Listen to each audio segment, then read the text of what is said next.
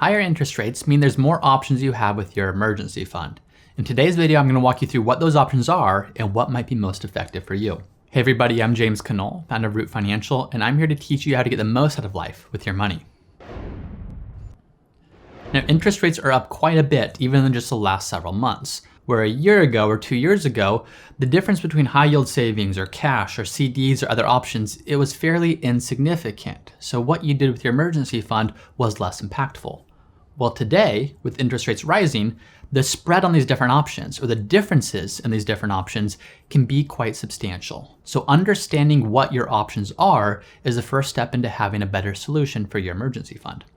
Now, before we jump right into the options, we need to first understand what your emergency fund is for. Your emergency fund is for emergencies. It's for job loss. It's for big medical expenses. It's for car repairs or home repairs, things that were not expected that happened and you need to have a method for paying for them.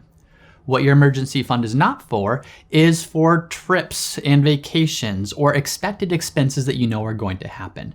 You should have those set aside in separate savings accounts called sinking funds, but think of your emergency fund as more of an insurance policy, less of an investment and less of a slush fund.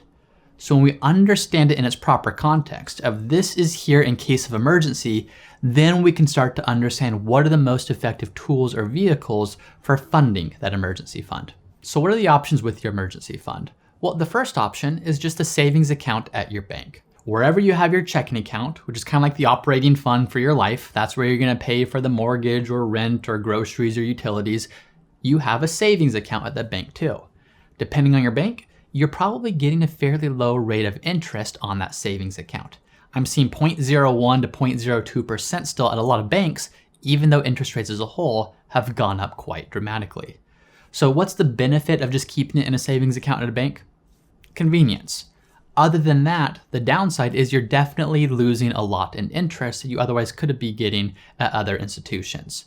So if your main priority is I want convenience, I want to be able to transfer funds from my savings account to my checking account instantaneously at any time, well, maybe that's the best option.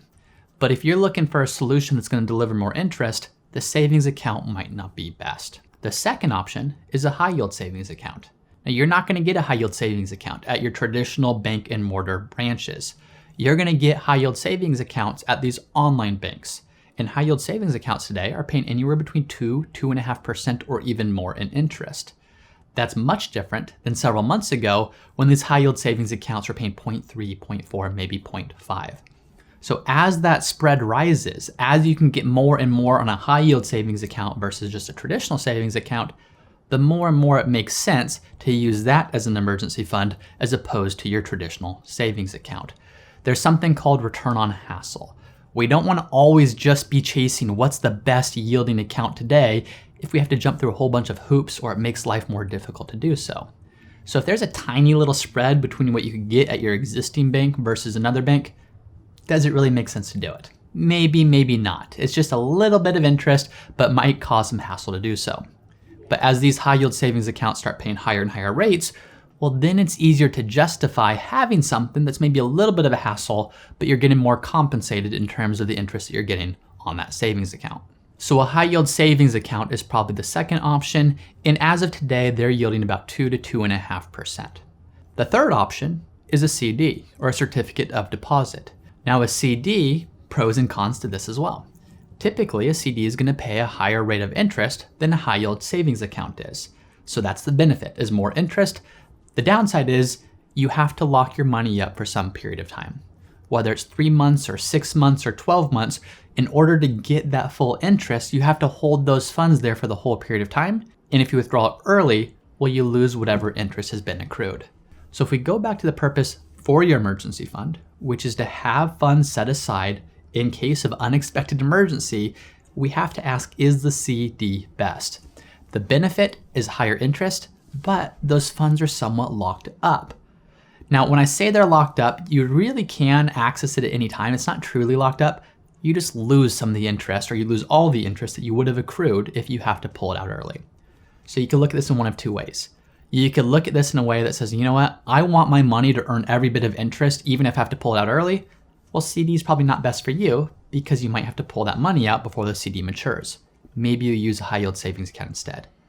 Or you might look at it and say, look, I'll gladly put my money in a CD, tie it up for some period of time. So if I don't need the funds, I get a higher interest. And you know what, if I do need the funds, then whatever. I'll sacrifice the little bit of interest that I've earned and I'll just take that out. So that comes down to personal preference. But the benefit and the downside of a CD is higher interest rate is the benefit, more lockup period is the downside. And you might lose that interest rate if you have to access the funds early. The fourth option for your emergency fund is iBonds. Now, a few years ago, iBonds were kind of irrelevant because the interest rate there is based on inflation. And when inflation was super low, iBonds really didn't serve any purpose. Well, now with inflation higher, iBonds are yielding several % in interest. Pros and cons to that. The pro or the benefit is you have a much higher interest than you'll get on a CD or a high yield savings account or anything that's guaranteed today. The downside is that money's tied up for a year and you can only put in $10,000 at a time. So again, if we go back to the purpose for an emergency fund, we have to ask ourselves, how much do we need? 10,000 maybe isn't enough to fully cut it. And when might we need these funds? Well, if it's an iBond and we need those funds in 12 months, we really can't access it.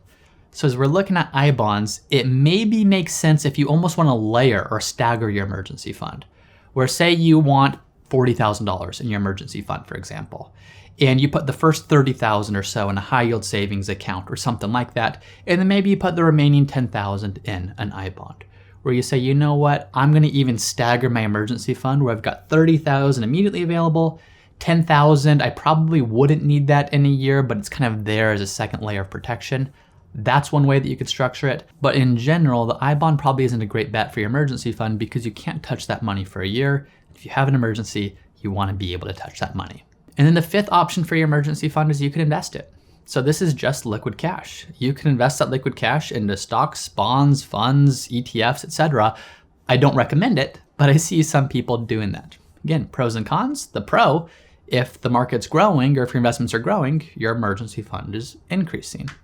The con is if the market declines and you need to pull those funds out, you effectively lost money. Not only that, but it's typically when the market is falling that maybe we're in a recession or maybe there's more uncertainty in the world.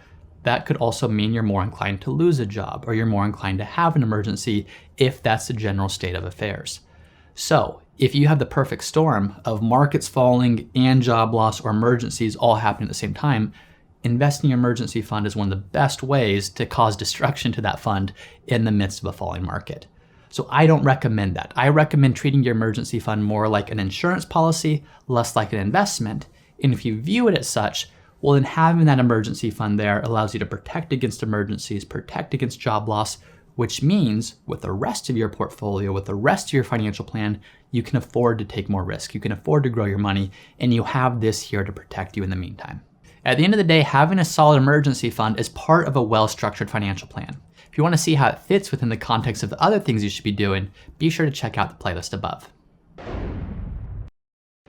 Once again, I'm James Knoll, founder of Root Financial, and if you're interested in seeing how we help our clients at Root Financial get the most out of life with their money, be sure to visit us at www.rootfinancialpartners.com.